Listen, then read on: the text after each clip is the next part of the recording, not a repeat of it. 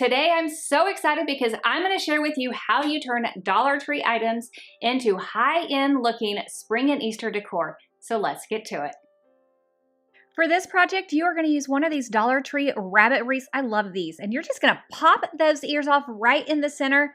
After that, you're going to take your ear and you're going to straighten it up, and then you're just going to start applying your beads. Now, as you can see on the other ear, I'm using one of those Dollar Tree clips just to keep those beads on until I can reattach the ear. Once you have all your beads on there, then you can just go ahead and reattach your ears. Now, I used a combination of both gel super glue and hot glue, and then I put the clips back on there to hold them in place until that gel super glue was really adhered. I wanted to give it its best chance. For the rest of the bunny, all you're going to do is use some of Dollar Tree's white rope. So to start off with, you're going to take your rope and you're just going to start unwinding it so that you have 3 individual ropes, and then you're going to cut it down around 8 inches in length.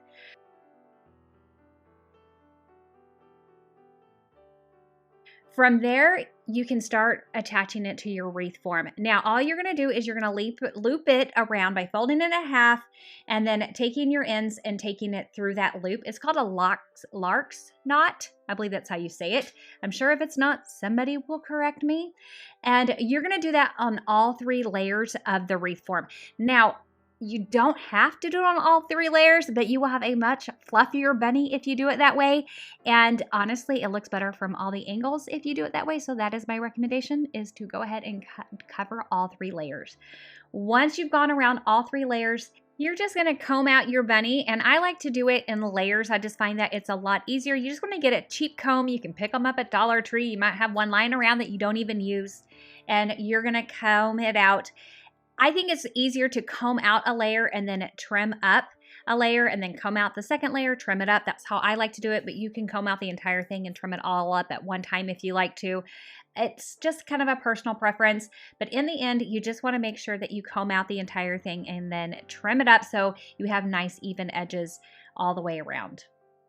The last thing to do is to go ahead and add a bow. I have a whole video showing you how to make the easiest bow ever. The only thing I did different this time is I used twine instead of a zip tie. I'll make sure to link that video for you.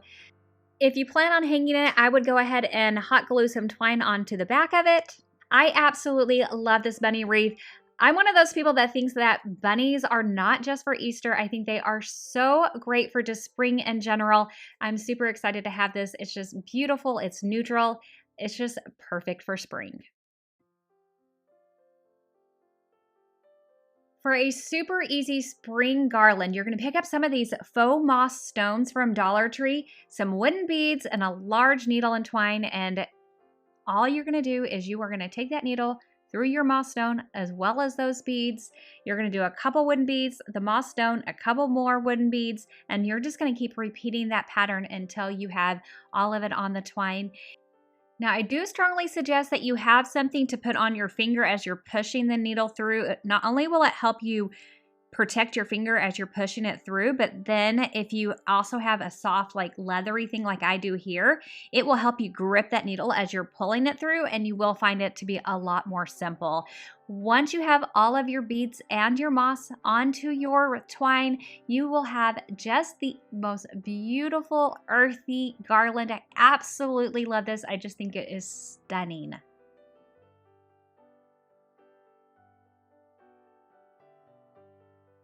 I don't know about you, but one of my favorite things to do is have a double layered garland, and these eggs are perfect to do that with that moss garland. So to start off with, I'm just painting all of them white. After that, this is a Dollar Tree sponge. You get it in like the beauty section. I just cut off a little wedge of that, and I'm mixing a couple of paints. I have a green mixed in with a little bit of black to darken it up, and I'm just taking that sponge and I'm bouncing it into that green and then onto those eggs to give it a little bit of that moss look. I just thought that that really would help tie into those moss rocks, and I'm making it heavier on one side and a little bit less mossy on the other side. I do that to all the eggs. After that, I just tie them onto a piece of twine, and I just think it made the perfect double layer to add to that moss garland. I absolutely just love the two together. And then the entire fireplace as it all comes together with the mantle and everything. I just think it looks so beautiful and neutral. And not only is it great for Easter, I think it is just good for spring altogether. I decided to go ahead and save one of those eggs and attach a piece of twine to it. I just looped it right through and then went in with some beads onto that. This is definitely a very beady video. I am all about those light neutral colors as well as those wood tone colors. So I added those beads, gave it a double knot at the top. And I just think, again, this is just so beautiful. It's neutral. It's not only for Easter. It's just great for spring. Absolutely love it. And then these bunnies, if you're seeing these are from Hobby Lobby. I've had them for a few years. They still carry them, and they are some of my favorites. For this next project, you're going to want to pick up some of these metal bunnies from Dollar Tree and some scrapbook paper. This is from Hobby Lobby, but any scrapbook paper that you are loving for spring will do. I like to give my scrapbook paper a rough trim just by placing the bunny right on top of it before I go in with my Mod Podge. Now, when you go in with Mod Podge, you just want to apply a thin coat. If you get too much of it, you're going to find that you get rippling and bubbling. So apply a thin coat all over, apply your paper, rub it out, and then just set it aside and let it dry. Once it dries, this is where we're going to have some fun. To remove that excess paper, you can burn it off. Okay, I know the pyro in me is coming out, you guys, and if this is not your cup of tea, I totally understand, but I find this super fun. If you don't like this method, by all means, I've also shared with you my sandpaper method where you can go through and sandpaper off and you get a nice clean edge. Again, if you don't like that one, you can always trim it up with a pair of scissors. Whatever method you want, go for it. Now, if you sandpaper it or if you trim it with scissors and you would like to really enhance your border, you can go in with a sponge and a little bit of paint. This is just a brown paint, and you can just take it along your edges. Now, if you burn it, you can totally skip this step because the fire will kind of do it for you. So no need to worry about it. Now, the one on the left is the one with the ink. The one on the right is one that I burned.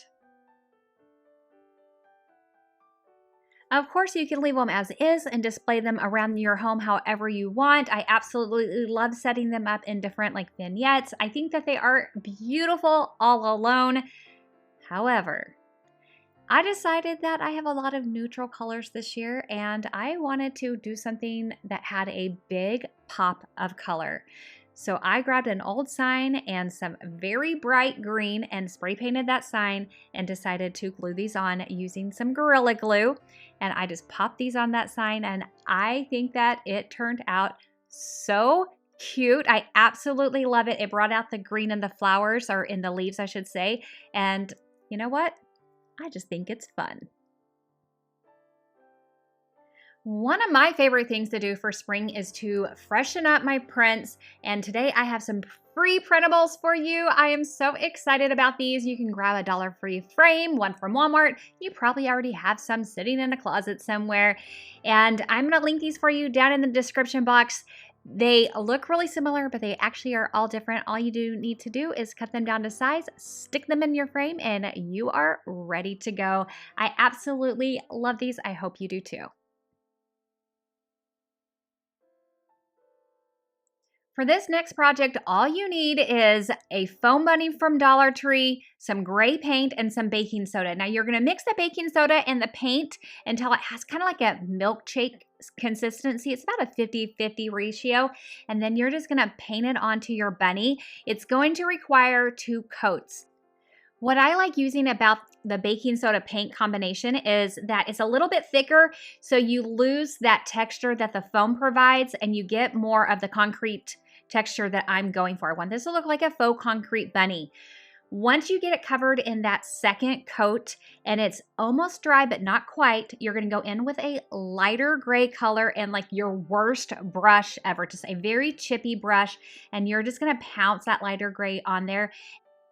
If you happen to get a little too heavy-handed, you can always go back in with your darker gray.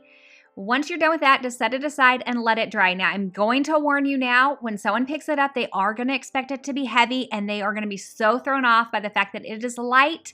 But isn't it absolutely just darling? No one would have any idea that is just foam underneath all of that. Just so cute.